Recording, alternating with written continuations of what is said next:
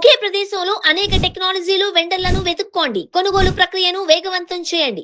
కొత్త భాగస్వామ్యాలను నెలకొల్పుకోండి. గుర్తించండి, మెరుగైన రిటర్న్ ఆన్ ఇన్వెస్ట్మెంట్.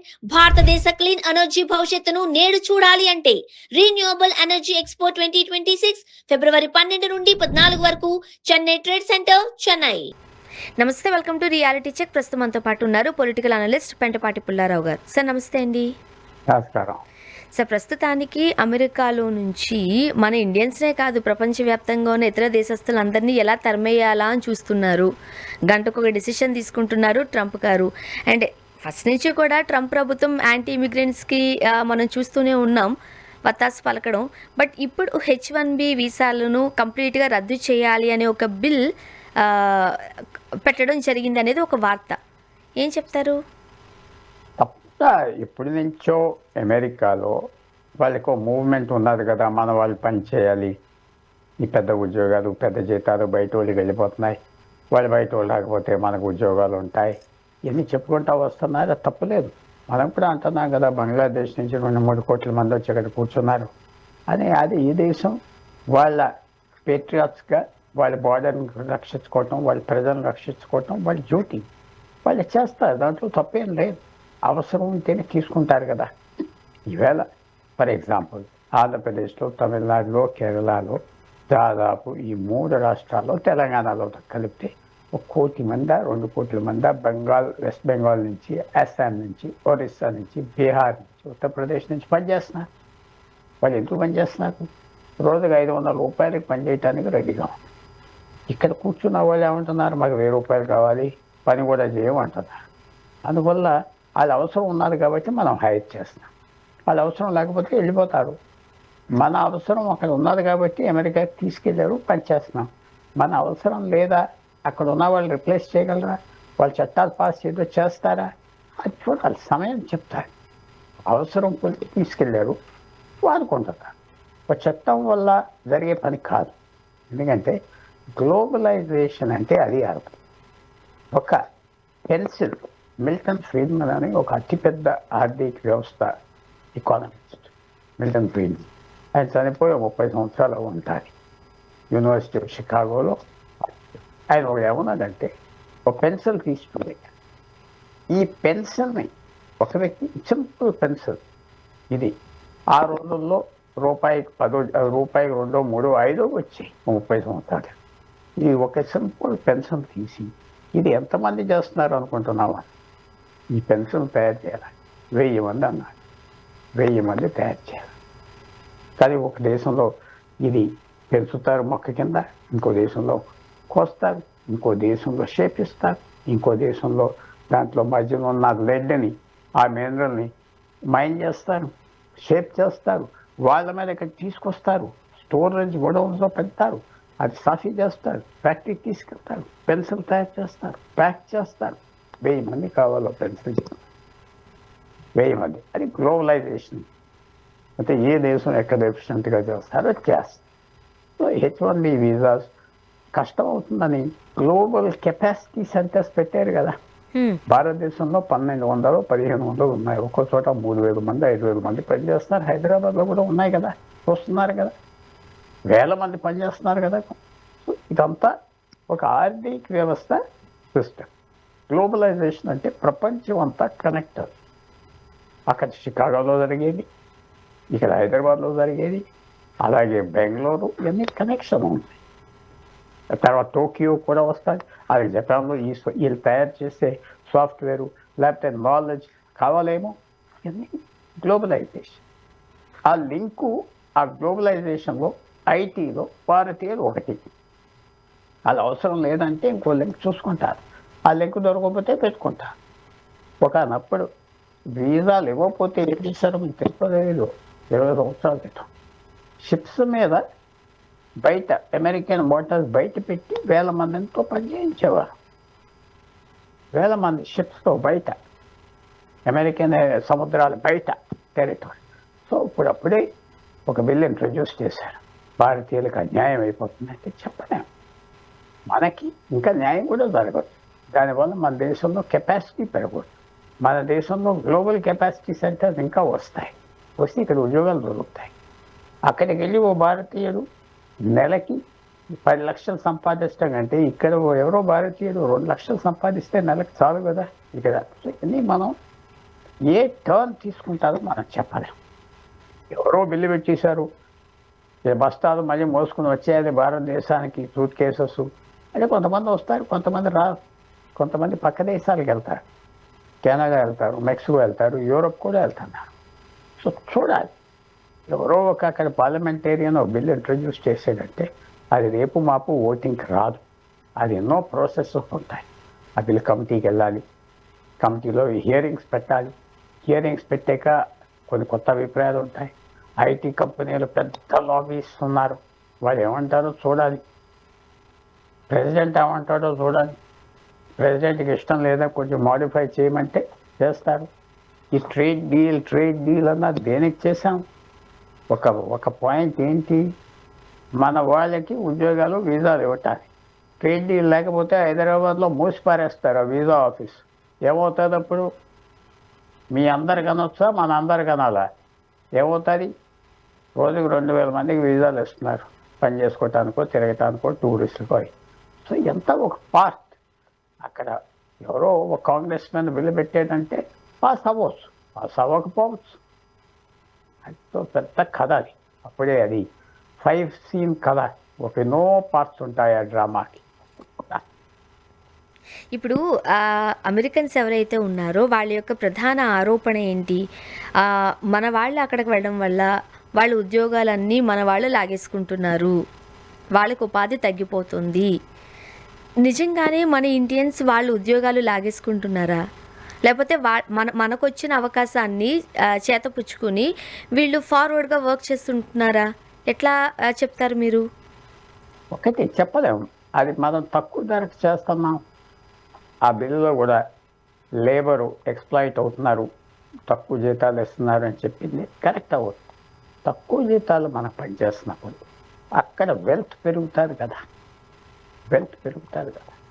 ఇక్కడ చదువుకొని శుభ్రంగా మన యూనివర్సిటీలో చదువుకొని మన ట్యాక్సెస్తో చదువుకొని మనం ఇచ్చిన స్కాలర్షిప్స్ తిని మన కోడ్లు వీళ్ళు అనేసుకుని వాడుకుని అక్కడికి వెళ్ళిపోతున్నారు. అక్కడ ట్యాక్సెస్ కడుతున్నారు. సో మనం నష్టపోతున్నాం, వాళ్ళకి నష్టపోతున్నారు. ఒక డాక్టర్ గవర్నమెంట్ కాలేజ్లో చదువుకున్నాడు చక్కగా. ఆ గవర్నమెంట్ కాలేజ్ ఫ్రీ, 10,000 రూపాయలు 15,000 సంవత్సరానికి ఫీజు తీసుకుంటాడు. 8 సంవత్సరాలు చదువుతాడు, గవర్నమెంట్ హాస్పిటల్లో పనిచేస్తాడు, అక్కడికి వెళ్ళిపోతున్నాడు. సో మనం అమెరికాకి సబ్సిడైజ్ చేస్తున్నాం, చదివించి పంపిస్తాం. నర్సెస్ సంవత్సరానికి 50,000 మంది వెళ్తున్నారు భారతదేశం. ఇక్కడ గవర్నమెంట్ కాలేజెస్లో ఎక్కువ మంది చదువుతారు, గవర్నమెంట్ ఎడ్యుకేషన్ ఇస్తున్నారు. గవర్నమెంట్ కొన్ని రాష్ట్రాల్లో ప్రైవేట్ కాలేజెస్లో కూడా టీచర్లకి జీతాలు గవర్నమెంట్ ఇస్తారు. ఇక్కడ అన్ని చదువు అక్కడికి వెళ్ళిపోతున్నారు. అక్కడ వాళ్ళు ట్రైనింగ్ చేయక్కర్లేదు, ఇక్కడ ట్రైన్ చేసిన వాళ్ళు పంపిస్తున్నారు. ఒక డాక్టర్ని తయారు చేయడానికి 2 కోట్ల రూపాయలు అవుతాయి. 2 కోట్ల రూపాయలు మనం వాళ్ళకి ప్రజెంట్ చేసాము అమెరికా. ఒక ఐటీ ఇంజనీర్ని ఇక్కడ తయారు చేయడానికి 50 లక్షలు 40 లక్షలు అవుతాయి. అక్కడికి వెళ్ళిపోతున్నారు. సో మనం వాళ్ళకి ధనం తెలుసుకున్నాం, వాళ్ళ ధనం తీసుకోవట్లేదు.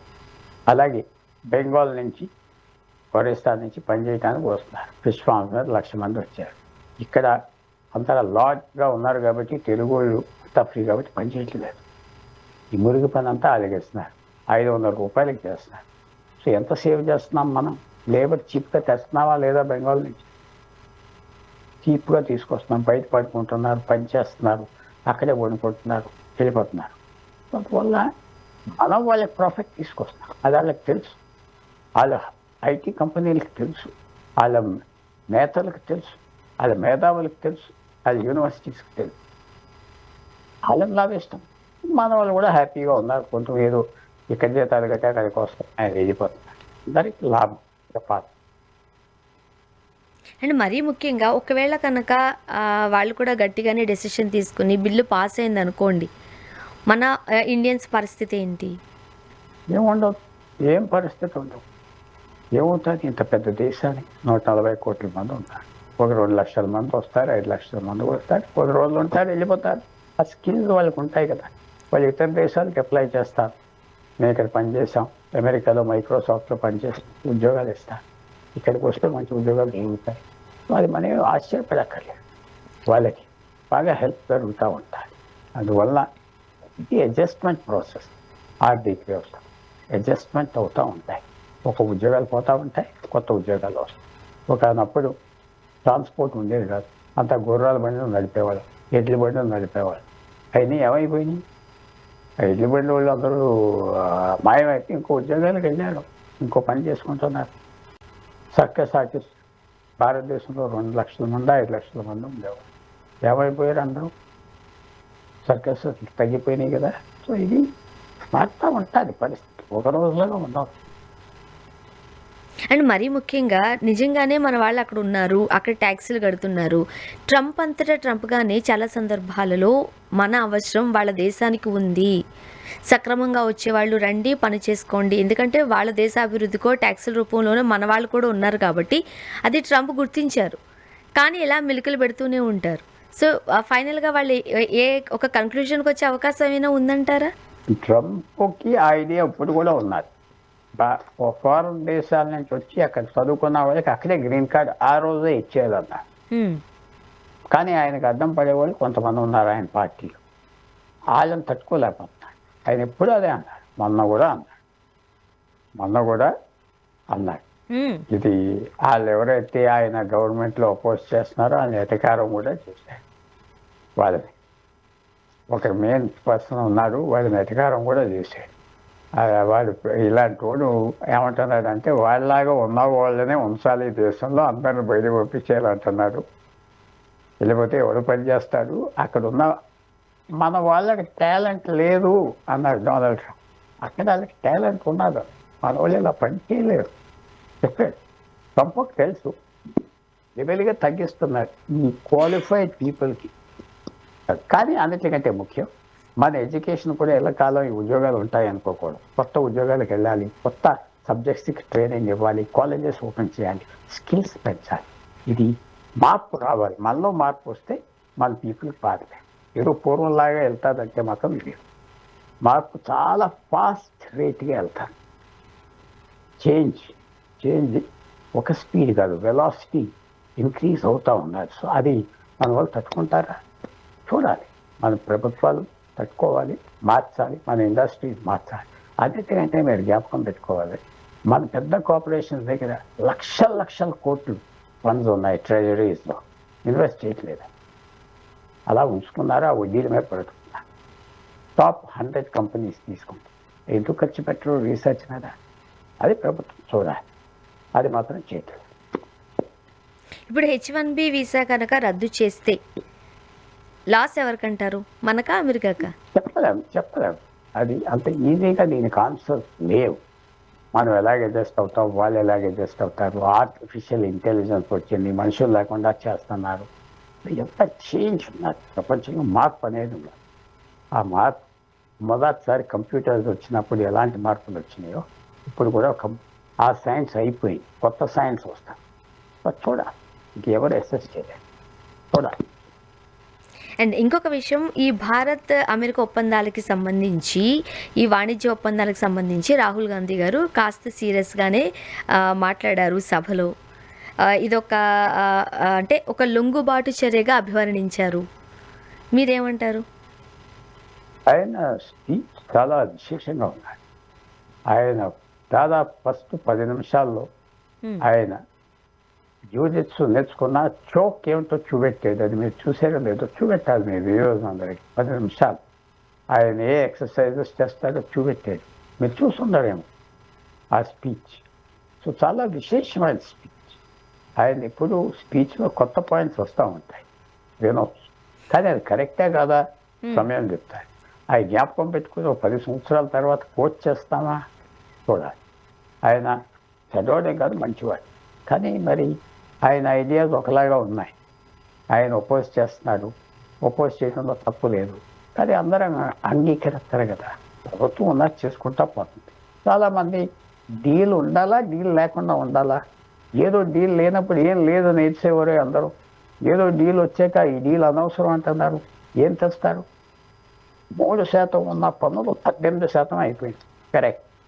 ప్రపంచం అంతా పెంచాడు కదా, కొన్ని దేశాలకు 20% చేశాడు. అవి పనిచేస్తుందా, అమెరికాకి పనిచేయదా? సమయం చెప్తారు.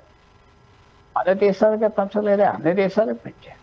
ప్రతి దేశానికి పెంచాడు, పక్క దేశాలకు పెంచాడు. చైనాకి ఇంకా 30% ఉన్నాం. సో అందువల్ల అలాంటి ఐడియాస్ చెప్తే 3% ఉండి మనకి 18 అంటే ప్రపంచం అన్ని దేశాలకు వచ్చాయి. ఒక బ్రిటన్కే 10%తో ఆగేది. ఎందుకంటే ముందర వెళ్ళి ఏదో సెటిల్ చేసుకున్నాడు, మనమంతా ఒక దేశాన్ని నుంచి వచ్చామని ఏదో చెప్పుకున్నాం. ఎంత తప్పకుండా ప్రభుత్వాన్ని విమర్శించాలి. ఒపోజిషన్ కావాలి, ఒపోజిషన్ ఉండాలి. ఒపోజిషన్ లేకపోతే ఎవరు తట్టుకోగలం? మన ప్రభుత్వాలు, మన నాయకులను ఎవరు తట్టుకుంటాం? ఒపోజిషన్ ఉండాలి, వాళ్ళు లొంగేయాలి.